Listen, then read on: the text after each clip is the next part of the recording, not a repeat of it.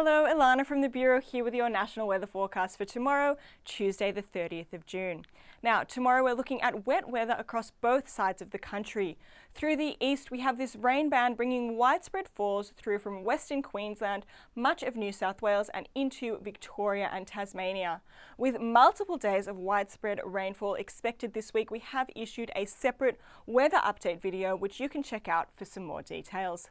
Across through to the other side, we have this cold front sweeping through the southern half of Western Australia, bringing showers and storms. Let's now take a look state by state, and we'll start in Queensland, where this rain band is bringing rain, showers and even some storms through western parts. Now that rain will extend from Mount Isa through to about Roma and will be on an easing trend later in the day. Elsewhere throughout the state, though closer to the coast, we're still looking at some lighter onshore showers.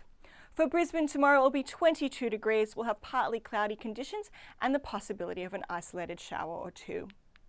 Into New South Wales, where this rain band is bringing widespread falls extending from the west and through inland parts during the day. Now, our heaviest falls tomorrow are expected on the western flank of the southern ranges, including about our snowy mountains.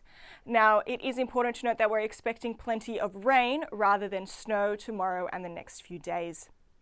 Further east, near the coast, we're just looking at some more isolated and lighter falls, including for Sydney, which will have a dry start to the day, and then a possible shower later in the afternoon or evening, a top of 21 degrees.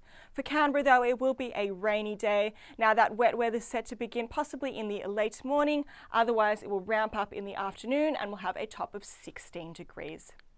Into Victoria, where this rain band will bring widespread falls, particularly north of the ranges. Now, our heaviest falls are expected on the northern flank of the northeast ranges here, where we could see some falls of 50, even up to 100 millimetres in isolated locations. But again, we're expecting rain rather than snow, even in our alpine areas. Elsewhere in the state, we're looking at some more scattered shower activity that will be easing later in the day. That includes for Melbourne, it will be a mild start to the day, 12 degrees, a top of 17 degrees, with some showery activity tending to ease later into the evening. For Tasmania tomorrow, we generally have this northerly flow as well as this trough approaching from the west. Now that is going to bring some widespread shower activity through our northern and western regions of the state, with just some more isolated activity through the east. Now, as often occurs in this type of weather pattern, Hobart is going to miss out on the wettest weather. It'll just see an isolated shower or two and a top of 15 degrees. Through to South Australia, where this rain band will be moving out to the east, so we're really just left with some lingering isolated shower activity through eastern parts of the state.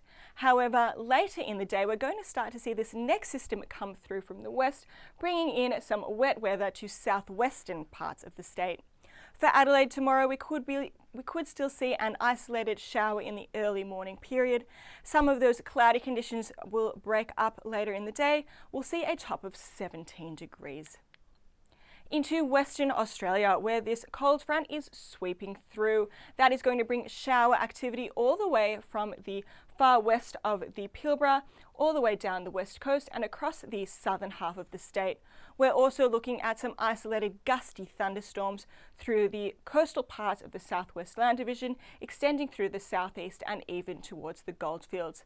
For Perth, it will be a rainy start to the day. We could even see an isolated thunderstorm. It will see a top of just 17 degrees.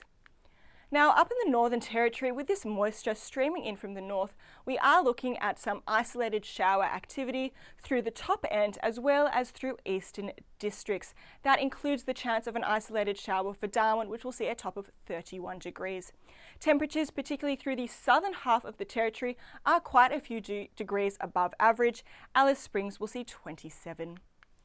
That's all for our national weather forecast. If you'd like some more information, please visit us via the Bureau's website, app or social media. Thanks so much for watching. Have a great day.